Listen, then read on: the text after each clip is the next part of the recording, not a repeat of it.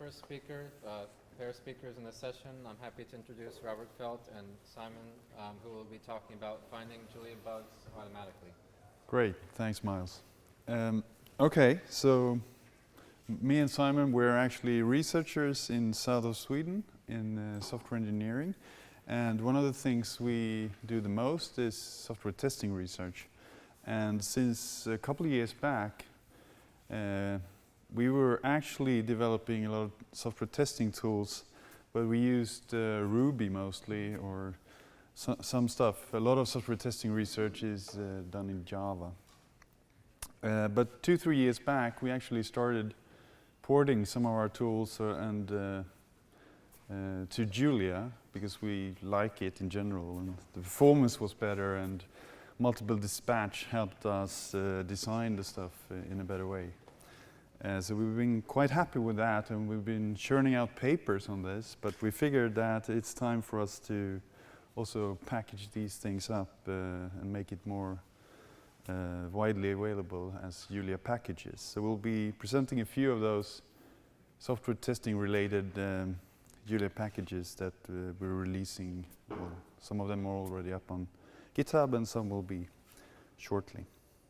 So I will start and then Simon will do some of the later parts. So the vision here for our efforts in Julia testing is to kind of support a spectrum going from like normal, simple, concrete testing that many of us do already, and kind of like what's often called the JUnit or XUnit type of tools, where you can sort of group test assertions and you can concretely write down test cases that are then checked, and then you run this again and again, as we all know. But this is all nice, and we need that, you know, to ensure the quality of our packages and our code.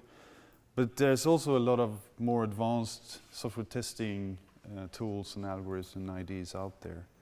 So unit testing is great, but there's more we can do. So just to mention many different things, we can automatically generate test cases and generate test data. And there are different variants of this. Some call it parameterized unit testing. So rather than writing exactly a very concrete test case where you explicitly say which values are you going to use and to set up the code and try it out, and what are you expecting to see and so on, you can parameterize this so that you can express more general statements about what a function or what your system is supposed to be doing. You can also call this property-based testing, and there's maybe some of you know there's an old quick check Julia package that hasn't been developed a lot recently. But this type of property-based testing is quite well known and spread, and the original quick check was made for Haskell, but it's available in a lot of different languages today.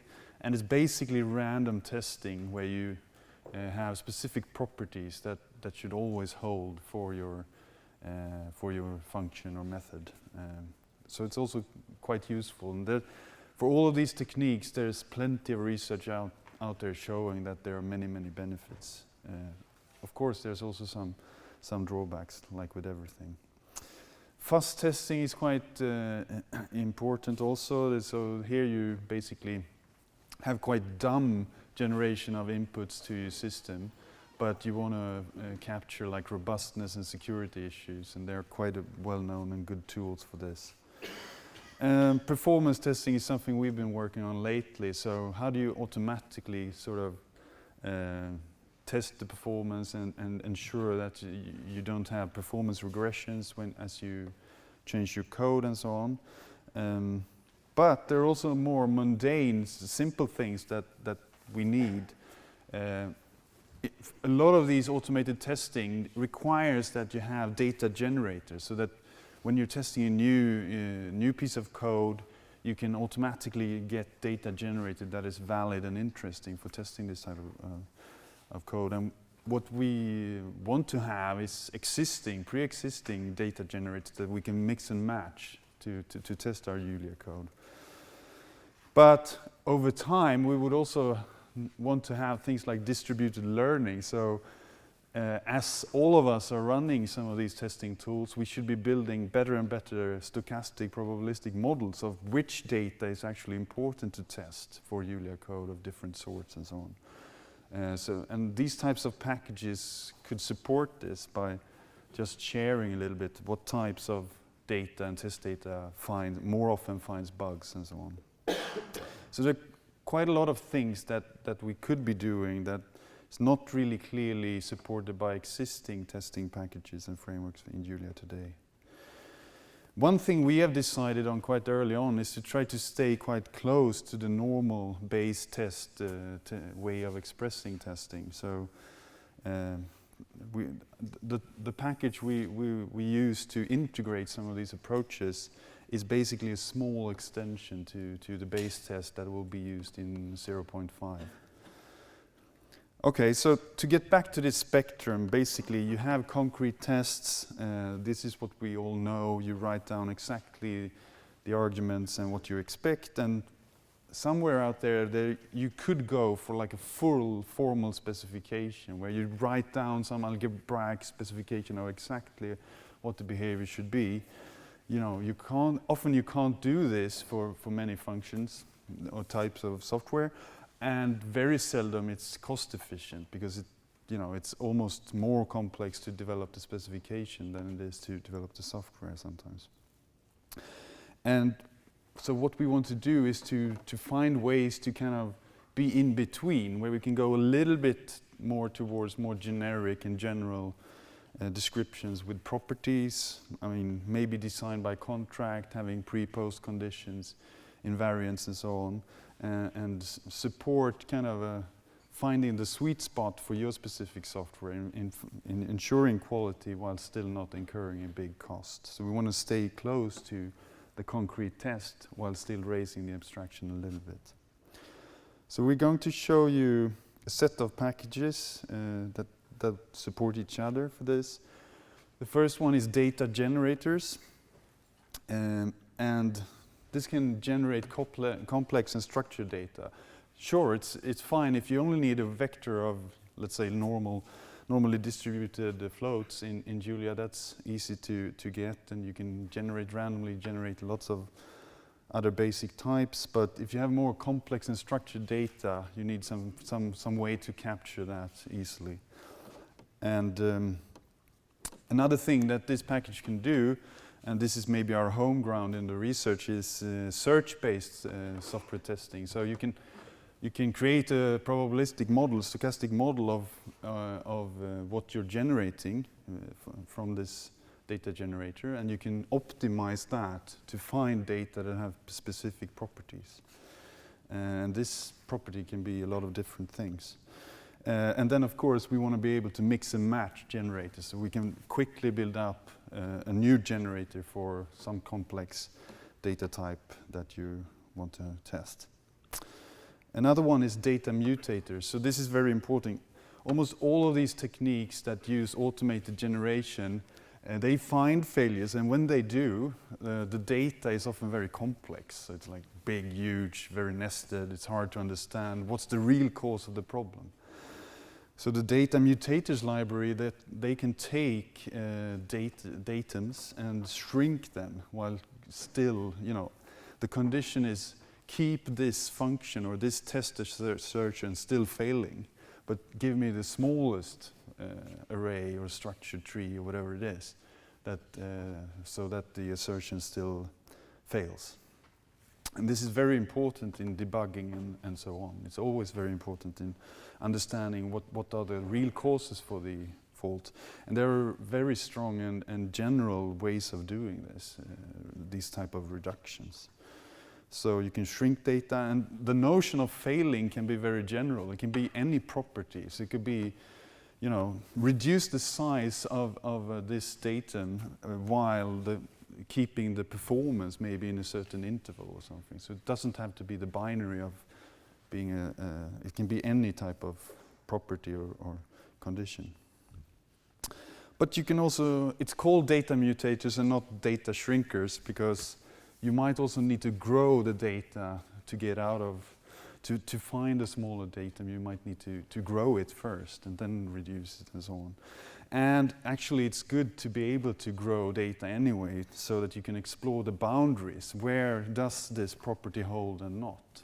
So you can kind of even imagine in the future you could visualize this in some way. That could help you debug and understand the problem. Okay, the final kind of package to integrate this is the extension to the base test functionality, and for now at least we call it base test auto, because there's a base test next package, which so you can use the base test 0.5 testing already in Julia 0.4. So we're kind of trying to do like minimal additions to base test next to support this type of automated testing. So it should be a drop-in replacement, so that you can take your existing base test code and run this, and then just grow a little bit from that. And a few other things that we've added so far is adaptive repeats, or so you can repeat one test set either a fixed number of times, or let the system decide how many times you want to repeat it. And you need this when you're testing a condition multiple times with different test data and so on. So it's quite, I will show a little bit later. And then assertions are not simply just some predicate. The design is a little bit more complex, because some assertions you actually want to keep some state, so that the property you specify is on all the values you've seen for this expression that you're testing, rather than only for one. So there's like just a small API, and this allows us to add more complex assertions. You can imagine using sequential testing to decide how many times do I need to run this test set in order to get a certain probability of finding the error or not. So it's quite a useful design, I think, over time. And then more hands-on is there is in base test there's a way of special reporting when you're comparing values, but we're trying to extend that a little bit, so you get more detailed information when there's an exception, for example, and so on. So to give you a little bit more guidance on where to start looking for the real problem. Okay. So just to show you, I will not demo this part, but repeated execution of base test test sets. It's basically just adding this repeats equals 100. If you just add this construct to the normal test set, the way you write test sets in 0.5,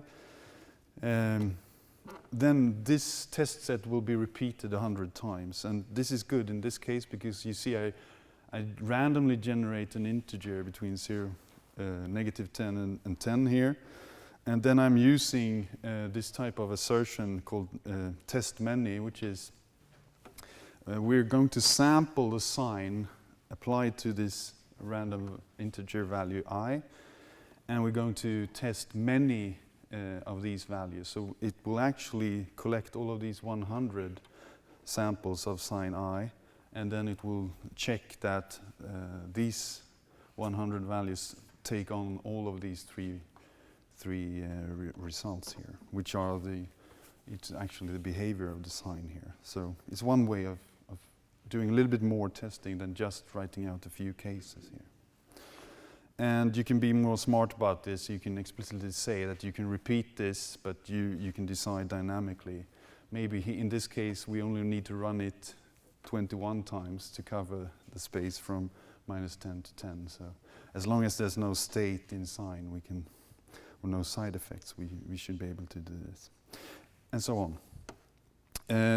The point here is that we're trying to stay very close to the existing way of writing tests, and doing just the minimal additions that we think are needed for automated testing. Okay, so Simon?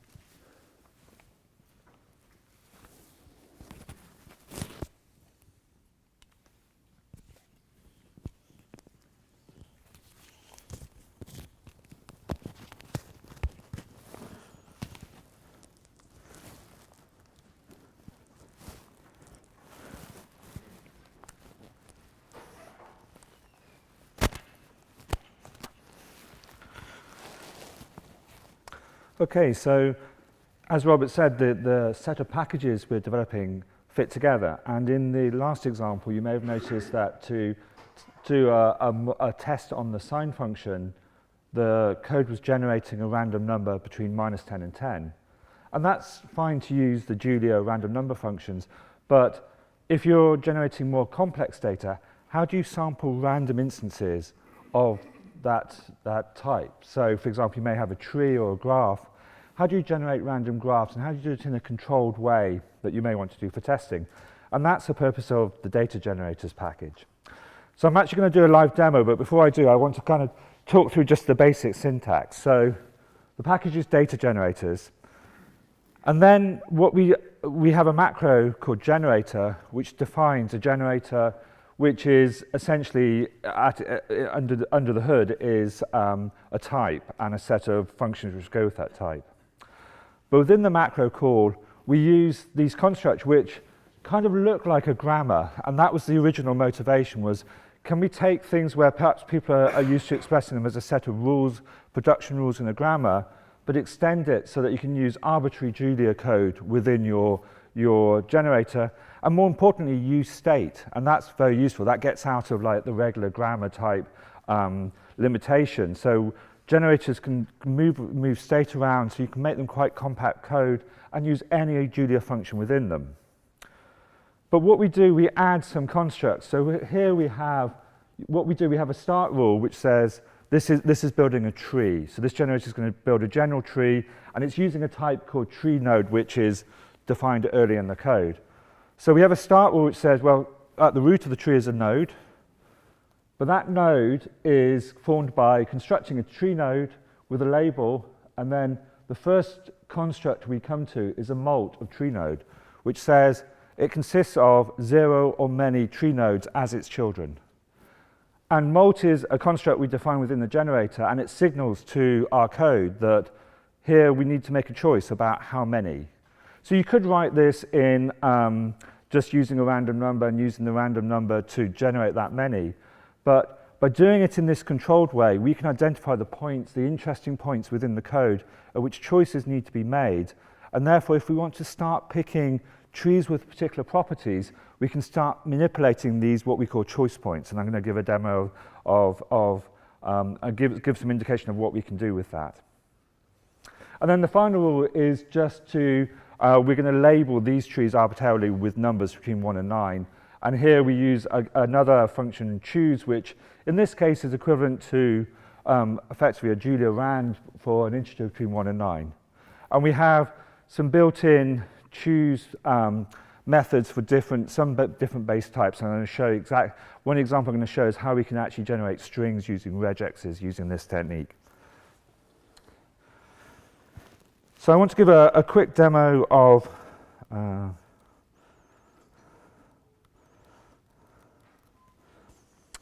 this. So in this code, I'm going to run through the top code very fast because it's just a setup for what I'm doing, but I don't want to wave my hands and say this is all magic. What I've done, this is what I would do perhaps as part of my normal testing, which is I've got my type of tree node, which is what I want to construct trees of tree nodes. I've got some helper functions to measure the height and size of a tree, and I'll come on to why that's useful in this case later on. I have a show function which prints the tree in a reasonably pretty way. It's not very pretty, but also shows me the height and size. So with all that out of the way, this is the interesting part. So we use the data generators package, and here I've defined the generator, the one I've just shown you in the code, but now I want to show you what the output is. So the entry point is to say choose. So what we want to do, we want to choose just arbitrary, a random tree based on this generator. So I can just say choose an instance of the type of treegen, and in this case it's a trivial tree with just a root node which is labeled with 8. And as I go through, you can see I have various random trees, generally small in this case. Every now and then, if I'm lucky, yes, we have a much larger one. So this is size, it goes all the way back. Size 272, height 46. So we're sampling from a space of all possible general trees.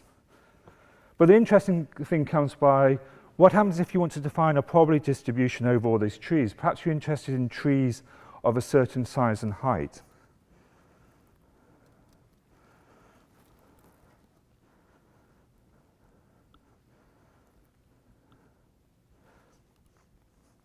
So to do that, I want to talk about a bit what happens behind the scenes when we create this generator.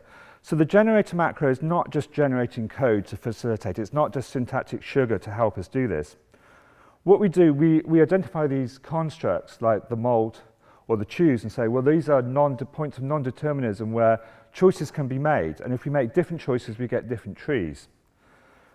So to support that choices when we execute, when we actually want to choose a tree, we have what's behind it, a choice model. And this choice model can be, we have lots of different choice models and we can swap them in and swap them out. But in this case, we use a choice model where at each of those points, like a molt or a choose, we have a probability distribution, a local probability distribution, which tells us what to do. So for example, you can imagine at the molt choice point, we actually have a geometric distribution behind the scenes, and that has a parameter that can control it. So for example, at the moment, it seemed to be given quite small trees because the number of children was on average quite small. But if we tweak the parameter of that geometric distribution, on average we might have more children, which results in larger trees. So that's one point we can optimize and get trees of particular properties. And this diagram shows what we do. So typically it's a very dynamic optimization that we sample from the generator, we look at the properties of the tree, and we use various meta-heuristic optimization techniques to then tweak the choice model to give us trees with the characteristics that we really want. So unfortunately, I haven't got too much time to go into detail on this, but we can show some existing results. This is from a paper we published a couple of years ago. What we did, we said, we want to generate general trees of the two red targets. So we have axes of tree size on the x-axis, tree height on the y-axis, two different targets. One is a target of tree size 100, tree height 6, and the other is tree size 100, tree height 36. On the left-hand side, the graph is what happens if you generate from, it's called a Boltzmann sample, I don't want to go into too much detail, but it's kind of the closest equivalent to uniform you can get for this type of generation process. And you can see if you sample from this kind of default distribution, you don't hit those targets. You get very few trees that hit those targets. But maybe hitting those targets is important to do perhaps some performance testing, or you have a particular bug when that's the ratio of tree size to tree height. So our next attempt was, can we use quick check to do this? And quick check does better, but you have to write some code which really kind of understands the properties you're interested in. What the data generators package can do is we can optimize just with a generator, which we don't have to recode based on particular properties of size and height, but we just modify the choice model behind it. And if we do that, there's two examples. We had different optimization techniques. So on the left-hand side, this is the first target, tree size 100, tree height 6. And we did pretty well. We did better. I mean, it's not all encroached around there, but it's much better than the random. And similarly for this other seemingly hard target where the height is 36, using a different optimization technique, we can get much closer.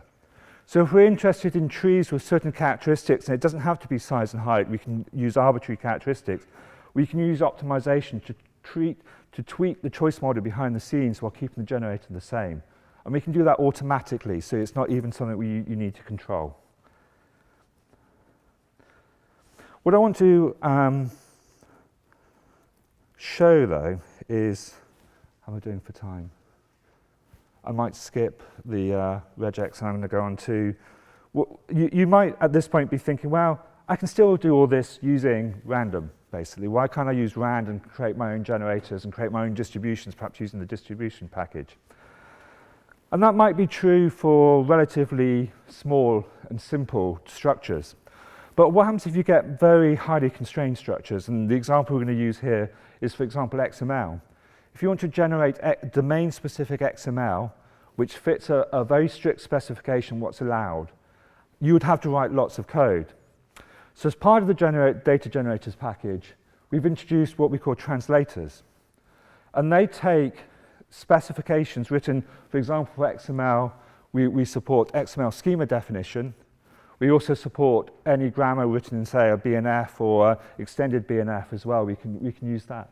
And we can generate generators automatically from that, so you don't have to code it yourself. And I want to do a live demo of that.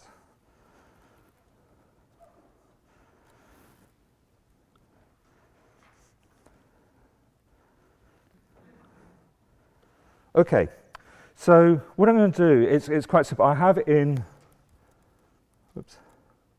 the current directory, I have, you can see down here, XML schema definition. It's a file on the right-hand side for mathml2. And if you know what mathml is, it's a XML definition for presenting mathematical constructs. And so, for example, you can embed it in HTML pages, and browser support is getting less good than it has been, but a lot of browsers understand it, can display mathematics using it.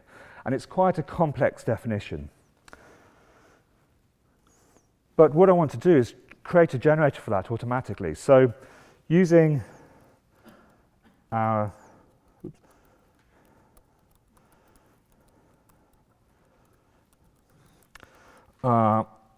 translators submodule in data generators, it's a single line I can use to create a generator. You have to bear with me, I'm using Robert's Swedish keyboard, so it's, I'm having to find keys I never knew existed. So what I do, I say, I want to take the XML schema definition. I want to create a generator for the math element, which is the top element, but you could actually generate it for any element. I want to call my generator mathmlgen, and I want to write the code for that generator to a file called mathmlgen.jl.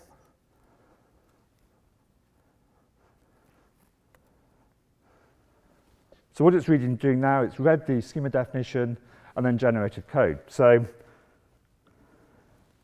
to prove that,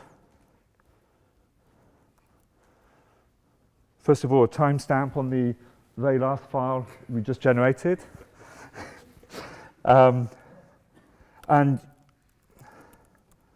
also want to show how complex it is.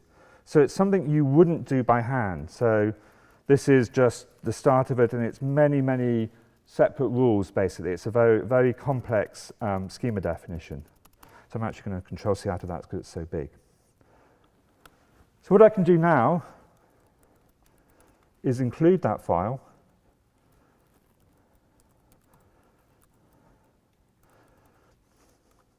And all that's in that file is a generator description, which is just a bigger version of what I showed earlier. The reason we write it to file is it enables you to then actually you may want to make manual changes. For example, you may want to do robustness testing by actually introducing faults during the generation process. So that's why we write out to file rather than directly create the generator at this point. Oops, JL, thank you. There's some warnings here about some support we have for some constructs. And then I can use the same syntax I used before.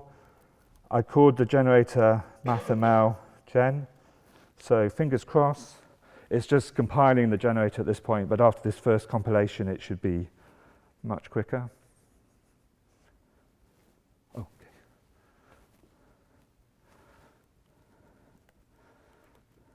And you can see it's generating valid mathml, and it's doing it randomly, sampling randomly. You said we have 1 minute left. Is still time to swap over very quickly? Do a couple of minutes to summary? Yep.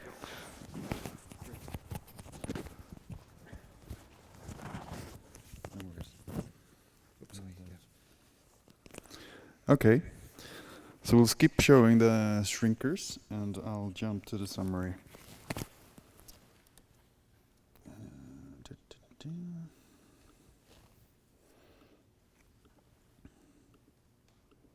Yeah, so now you don't get to see my seeded bugs. That's too shame. So we'll have this example up on the data shrinkers or mutators package, of course. So summary. So we presented to you or introduced 3 Julia packages that together they support automated testing. Base test auto is the kind of a minimal layer on top of the base test 05 package, so that you can stay as close as possible to your existing test suites. The data generators, which you will need probably to generate and optimize more structured and complex test data. The data mutators, which we didn't show, but you can shrink it, so when you find something huge, XML, for example, we found a bug in Safari generating MathML and then opening it in Safari. And then you can shrink that to see what's the critical elements. All 3 packages will be announced on Julia mailing list in the coming weeks. Upcoming features, a web front, because you want maybe this to happen automatically as you change code in your Julia code. So if you point out where your tests are, you can get more, you need a richer way of interacting with the test system when it's running a lot of more tests. We can do things like reorder test cases based on source code changes, so that we optimize and find are more likely to run relevant test cases earlier.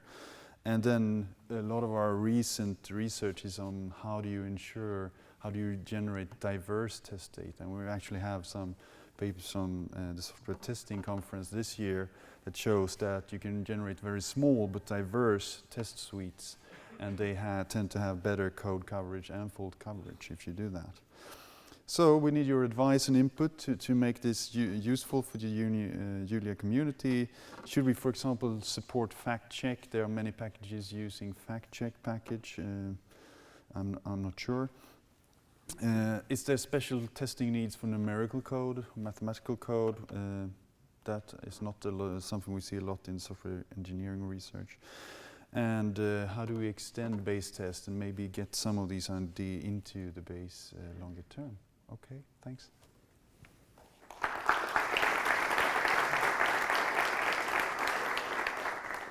Yeah?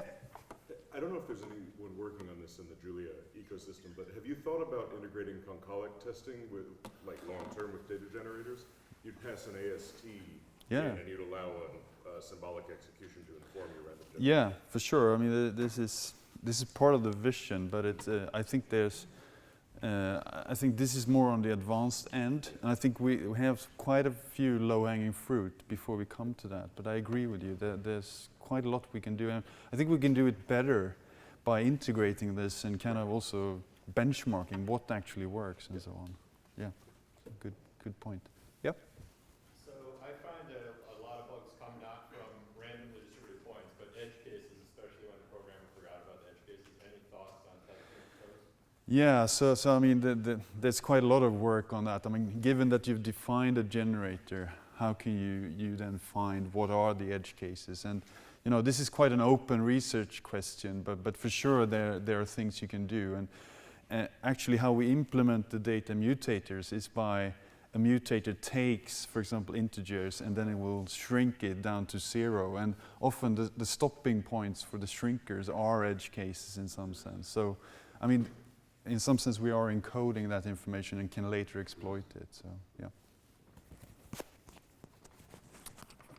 Anything else? Okay, great. Thanks. I'm interested in the data mutators. I mean, what's your guiding principle on what it looks for? I mean, you kind of want to minimize the human debugging time, but yeah, so I mean, the most general one, and this has been, it's amazing that not more developers knows about this. So already in the late 90s, there was a paper from Andreas Seller in Germany about delta debugging.